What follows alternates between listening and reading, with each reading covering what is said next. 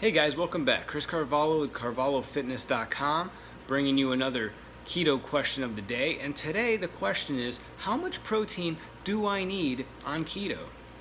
So if you've been out there and you've done any of your own research about this topic, you know that the general rule of thumb is 1 gram per pound of body weight in protein. And that's the normal, doesn't matter what you're on, that's the general accepted guideline. Obviously, the further you go into a deficit, you want to bump that up a little. Some people go as high as 1.3 times pound of body weight for protein when they're deep into a cut. Some people go as even 1.5 times. Now, is that necessary? The good news is, with keto, no. Keto makes you go into this ketosis, is what it's called. And basically you start running on ketones and you use the fat that you eat as fuel. So it's going to be very muscle sparing. So you don't have to worry about losing as much muscle while you're dieting. So that's great news right off the bat. Also, since you're going to be running on fat that you're eating, plus your fat reserves, aka losing body fat, you can actually go much lower on your protein than you normally would. So for example, let's say you weigh 150 pounds, right? On average, if you were maintaining, you would probably aim for getting 150 grams of protein. But if you were cutting, you would bump that up. Maybe you'd go 180, maybe you even go 200 grams of protein in a day.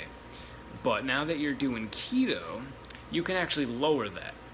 So in the beginning phases, maybe you go 120 for your protein. You weigh 150, you're going below that, you go 120. Now, so that'll be like around 0.8 as a multiple.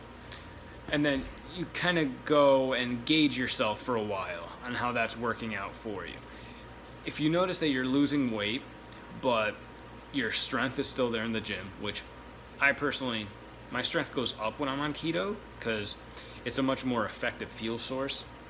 So when you're on carbs, you have those spikes. So you'll be like energetic and then you'll crash. Energetic, crash. And that happens every time you eat like really high carb foods. But if you're doing keto and you're having just fats and proteins for fuel, it's going to sustain you because as soon as you're out of fats in your system that you ate, you got your body fat. So you're going to be constantly like at a steady pace. So when you're at the gym, you're not going to notice as much of a crash. Although I will warn you guys that the first week, getting into ketosis, you will notice low energy, but that's because your body's confused and trying to learn the new way of running efficiently. It's got to learn, oh, okay, we're not getting carbs, but don't worry, we can use the fats. And once it gets into that habit, it's going to work so much better for you. Constant energy throughout all your workouts. You'll get stronger, and you're not going to want to go back after that. But okay, so you're at around 120. Now, all of a sudden, maybe a month's gone by, and you're weighing yourself, and you notice, okay, now you went from 150, now you weigh 130. Now, if you weigh 130, that 0.8 multiple, if you multiply that out, it's going to be closer to, let's just make it easy, let's say 100 grams. So you're having now 100 grams of protein. Now, depending on what you want your calories to be at, you can play around with it, test it out. You can bump up your fats a little further or lower them if you notice that you're not losing fat as fast as you would like. But you play around with that. Maybe you get an online coach to help you out. But basically, what I'm trying to say is your protein's going to be a lot lower on keto than any other diet. And you're not going to be losing your muscle mass. So it's going to be safe. And you're going to save a lot of money on your grocery bill in a sense. High fat, high protein foods tend to be expensive. But every diet is expensive because you're eating better and the good foods for you tend to cost more. Like an avocado is expensive, a steak is expensive. But Ground beef is very cheap, peanut butter is very cheap, and you're going to be able to eat those things while you're in keto.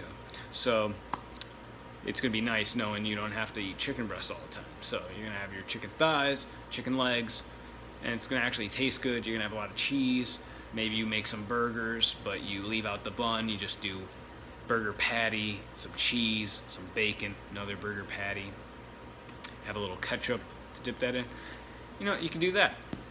So that's my basic advice on how much protein you need in a day while on keto.